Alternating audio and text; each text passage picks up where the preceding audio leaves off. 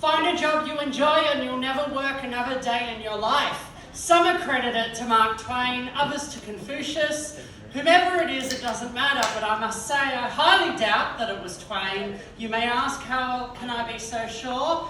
Oh, that's simple, you see. As a spoken word artist, I can confidently say, poetry doesn't pay the bills. Edgar Allan Poe died destitute and alone, and by God I can see how. It's because poetry doesn't pay the bills. The life of a poet is as follows. Wake up, write as much as you can, apply to journals and awards as you see fit, then work your day job. The last part is a necessity because poetry doesn't pay the bills. Check your emails religiously every day. Don't worry, they'll get back to you eventually.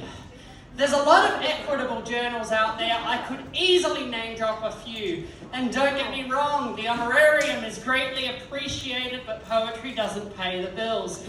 Maybe one day the big boys might notice you and a good $500 may come through. But that won't happen every week, so you definitely haven't made poetry pay the bills. Then we have the difference between spoken word and poetry.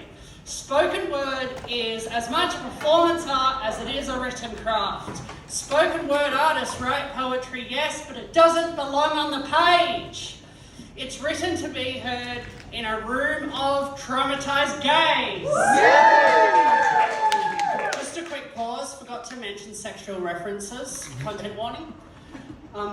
So we're at a disadvantage, you see. What flows beautifully in a room may look messy on a page, but the prestige journals don't care for what happens in that room, only what can sell editions fast.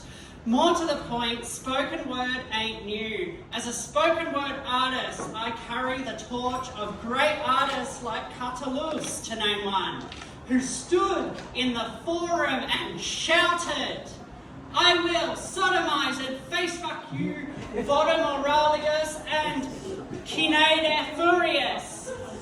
Cinede officially translates to the archaic Calamite, but all you need to know is it's a really rude way to say bottom. Catullus didn't expect or need a prestigious journal to read his art.